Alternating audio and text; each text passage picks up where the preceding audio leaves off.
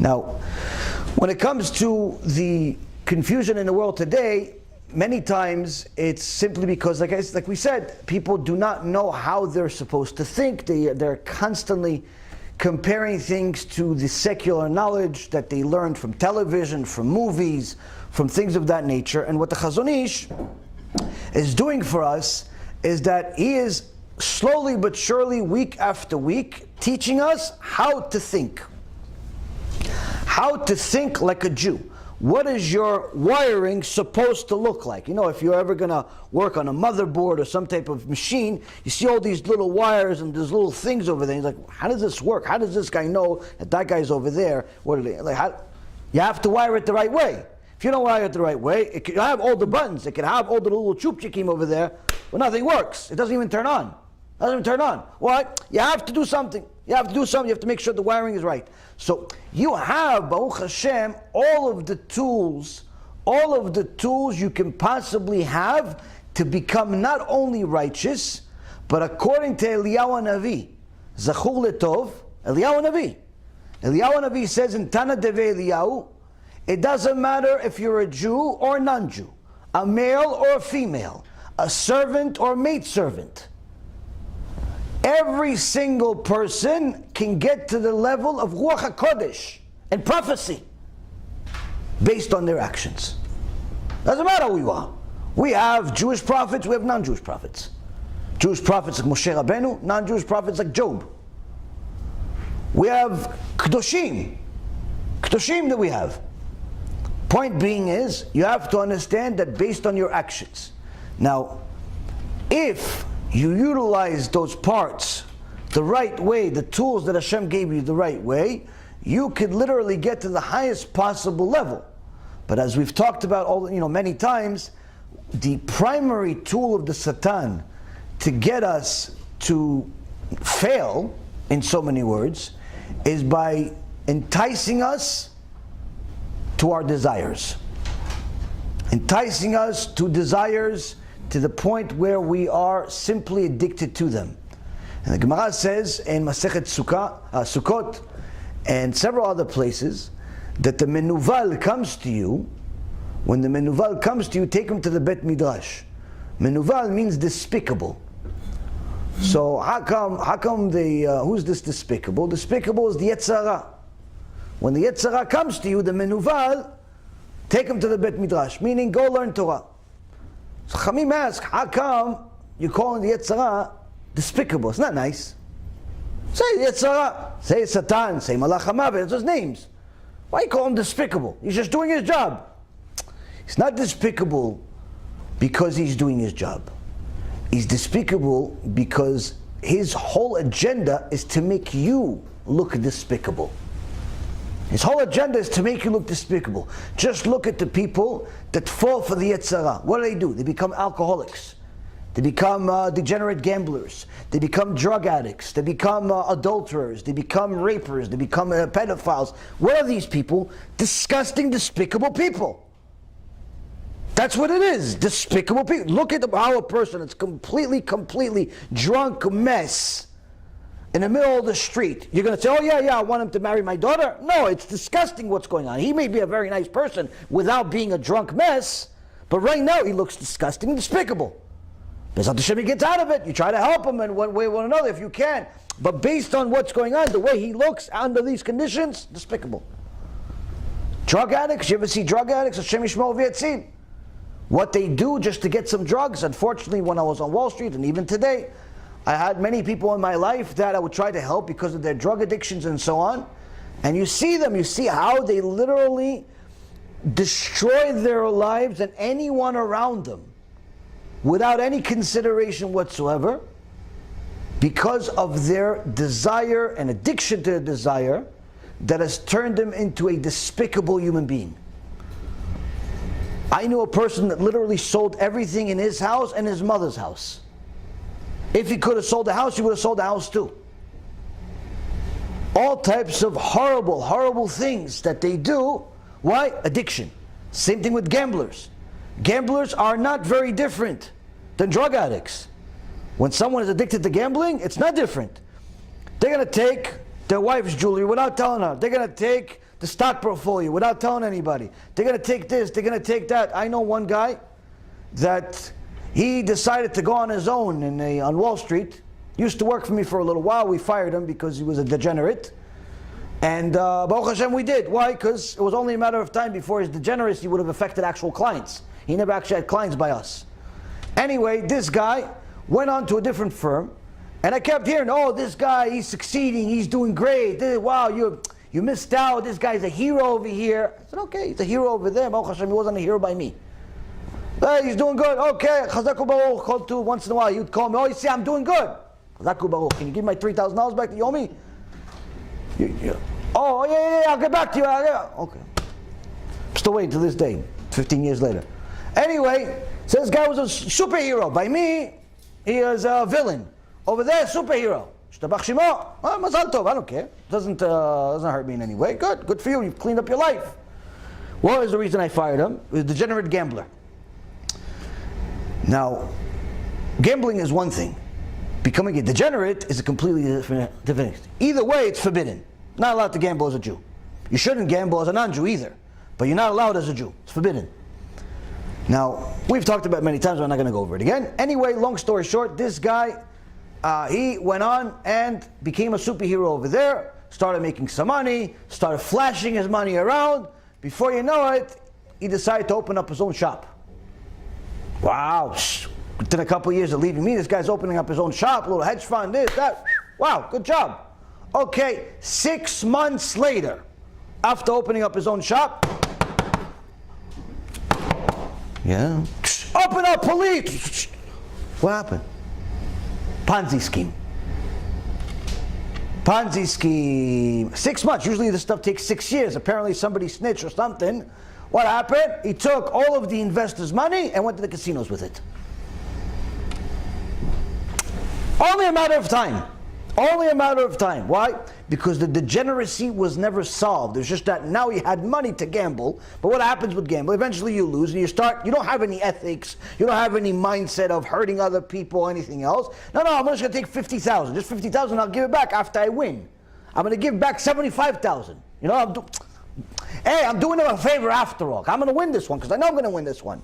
And you go and you lose the 50,000. Okay, you know what? 50,000, I'm going to double it. This time I'm going to take 100 because this one I'm going to win 100. I'm going to give them the whole thing back. I'm going to give them. And 100, 150, 200, 300. Ooh, before you know it, finished. A few $1 million, gone to tubes. He's in jail right now. Wife, kid, sitting at home, miskena. He was just newly married at the time. And this happens every single day. How do you become so despicable that you go to the extent of stealing other people's money, hard-earned money? They went to work. They lifted buildings. They lifted books. They did all types of things. They woke up at 4 o'clock in the morning to go earn a hard, a living. And you took it and you gambled it on black and on blue and on green and on poker and schmoker and all this nonsense. How do you do such a thing? Despicable. What does it mean, despicable? It means that your Yetzer Hara became simply your leader, your hero. And he took you from here to there, from here to there. Little by little, you didn't even realize that you're simply on auto control. And this is what happens many times, Rabotai, when someone becomes addicted to anything, whether it be drugs or money or sexual desires or anything else. They get to a point where living a despicable life becomes their norm. No consideration whatsoever to their surroundings. They could simply walk around, disturb the entire place without even acknowledging that there's anything wrong with what they're doing. Just simply as if the world was created for them and nobody else is there. So they have no problem just going there. I'm going to take that. Yeah, but it's not yours. Well, I have it now. It's in my hands. You just lied. Well, according to you, I lied. But according to me, maybe it's not a lie. And I'll start arguing with you in a philosophical way. Why? Despicable. Addicted to lies, addicted to money, addicted to reputation, addicted to people liking you, all types of things. So the Chazon Ish is doing us a big chesed by teaching us how to overcome and what is really the root cause of us falling for the Yetzer Hara's trap. Because after all, we just learned he's despicable. We already knew he's despicable. We already knew that he makes people look despicable with what he does and what happens to them. But yet, we still have to fight it. Even after knowing it, tomorrow, you're going to have to fight it again. Yeah, but shouldn't it be easier now? Shouldn't it be easier now that you all know that the Yetzer Hara is going to only try to make you look despicable? He's going to make you look, turn into a drug addict. He's going to make you into an alcoholic, make you into a sexaholic, make you into a moneyholic, make you into a reputation-holic. The whole job of the Yetzer Hara is to make you look despicable. That's why his name is Menuval. So now you know it. Technically, tomorrow you should all be tzaddikim gmurim. Never sin again. Why? Because you just learned the whole secret. Secret is, he's trying to make you look despicable. Shouldn't it be easier tomorrow then? No. Why? That's what we're going to learn today. Chazon Ish says the following: עניין הדמיון הוא כוח נאצל מן השכל, והוא שטחי בלתי עיוני, וטבעו לשכנע את האדם ולאסור את ליבו שלא יחשוב נגד דמיונו, ולעומת השכל הוא תמיד איש ריבו של הדמיון. והאדם מכיר בשכלו כי הדמיון לאו בר סמכה הוא.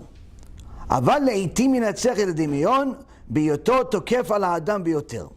Translation: the imagination, i.e. non-logical thoughts, is a power that stems from the intellect.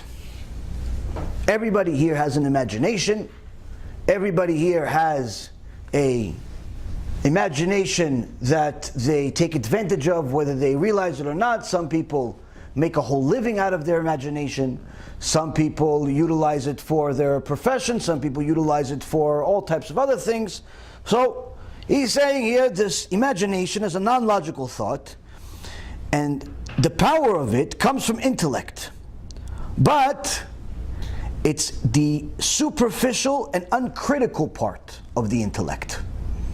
It's not the part of your intellect that you delve into and you think deeply and so on. No. The imagination is part of your intellect that is superficial. It's, in so many words, on the surface, off the cuff. It's not critical. Its nature is to convince man and to fetter his heart so that he will not think anything contradictory to it. Now, when a person really thinks about it, how much of their day do they use their imagination versus their actual deep thought process, their wisdom? Most of the time we're using our imagination. Most of the time. And the reason why is because it's much easier. It's much easier to use our imagination. It doesn't require as much deep thought. It's also much more highly motivated than by the Yetzer Hara to do it that way. Why? Because the whole goal of this imagination, the nature of it, is to fetter the person's heart so he doesn't actually think negative. Many times you bring something up that's true. And that truth may not necessarily be what everybody wants to hear. Like, you have a sales meeting. Oh guys, listen, I'm sorry to say, but we missed all of our goals. Now, if you're just another fellow employee, one of the other fellow employees says, hey, listen, why are you so negative? Why don't you say, listen, we missed our goals, but we're going to meet the next ones. We're going to beat the next ones. We're going to do better. People call this optimism. I call this fired. Why? I rather know what's going on and not live in some fantasy island that, oh, in the future, forget the future. Where am I today? I'm paying you a salary, I'm paying you something. What are you doing today? I don't want to live in fantasy island. A lot of people like to live in fantasy island. Even more so in the religious world. You tell people, listen, there are certain reshaim in the world that are causing people to sin. Oh, why are you so negative? What do you mean negative? I'm warning you that there is a danger you may not be aware of. Yeah, but why can't you talk about something that's good? Well, actually that is good. That is good, because if I wasn't warning you, you would actually get hurt by it, and then you would regret the day you were born. Because by the time you figured out that you got hurt by it, you probably already made 1.5 million sins, and maybe wasted 5 or 10 or 15 or 20 years of your life. So in essence, this is the best news you've heard in your life. No, but it's so negative, it brings up, things that are not so optimistic. People have this theory in their mind that if you're bringing something that's not perhaps pleasant news, it must be bad. Why? Because their imagination leads them to think that if it doesn't look like Mickey Mouse, it must be negative. It must be bad. It must be something to refrain from, to stay away from. Like lectures about Tisha B'Av, if you read some of the books about Tisha B'Av that were written by the previous generation, within the first page you start crying. By the third page you're already depressed. By the time you finish the book, you've done tshuva at least 15 times. Why? It talks about all of the things that it brings from the Gemara, Masechet Gitin, and Masechet Sotah, and Shabbat, and many other places where it talks about what happened during the destruction of the Bet HaMikdash. And it's horrible things. Just go, fast forward in the Gemara Masechet Brachot, fast forward to the end, what they did to Rabbi Akiva. Peeled his skin, the Gedol Hador, they peeled his skin. Horrible. What they did to the generation, they murdered millions and millions of people, making the Holocaust. The recent Holocaust seems small next to what happened at the Bet HaMikdash twice. All of the horrific details of what happened there. You read all of the books that were written by previous generations, and this is tragedy. Tragedy. You read what happened before the tragedy came, and it's even more tragic. Why? Because you see that we always had a prophet or some Gedol Hador or both warning us that this is what's going to happen. Meaning, the evil was recognized, it was warned, no one listened, and the bad happened. Every single time. Which makes it even more depressing. The previous years, if you read any of the books that are lectures, there are certain books that are just the lectures of the Chachamim. And you read what their lectures were, and you just simply start crying, because you see that they're giving details of what happened during that time on Tisha B'Av, and how horrific it is, and destruction, and this and that. But the point being is that the whole point of the day is to mourn the loss that we had twice, 2,000 and 2,500 years ago. That's the whole point of the day, is to mourn over it. Hashem's house is no longer with us. So this is what we're mourning. The whole Tisha B'Av, that's what it's for. Today though, you'll notice speeches today are not like that. Many, and I would dare to say the overwhelming majority of the English-speaking speeches that you will hear, if you're not listening to us on Wednesday and Thursday, are going to be more like inspirational and more like the rest of the year. In fact, maybe even more motivational than the rest of the year. Not a single person is going to cry. Not a single person is going to really mourn. Maybe they're going to mention to you Lashon Hara 50 billion times. Like a single person ever did Lashon Hara by hearing about it from a lecture. And that's it. Rest of it, they're going to motivate you about how you should be fired up to do something, whatever it is that they're supposed to fire you up about. Why? Why are we mourning? Why are we crying? I remember I did a lecture one time in New York, where Baruch Hashem, 700, 800 people show up on Tisha B'Av a few years ago. Everybody's sitting on the floor, and I'm giving them information about what happened in the Holocaust, this, that, the other thing. Almost everybody is like either crying or on the verge of crying. At the end, no one knew what to do with it. The people, Baruch Hashem, many of them became big students, fans, whatever you want to call it, until this day. But the people that were organizing it weren't so happy about the situation. Why? They didn't like to be depressed. They want you to be more cheerful. So they never invited us again. The next year they had some self-help guru cheer up the people on Tisha B'Av. It's the craziest thing in the world. That's what's happening in the world today. That's what's happening in the world today. People do not want to hear anything negative. They want to say negative stuff if it's their opinion that they don't like Donald Trump, or they don't like the economy, or they don't like the democracy, or they don't like whatever it is that they don't like. They have no problem dishing it out. But as far as hearing about it from somewhere else that's contradictory to their reality, to their likings, why being so negative? Why being so negative? Because people assume that anything that is not uplifting Mickey Mouse is bad. This is a product of illogical thought, a product of imagination. Why? Because this imagination is superficial. It is not a deep thought. It's not something that people really delve over, because anyone that does simply arrives at the conclusion that they're wrong. And many times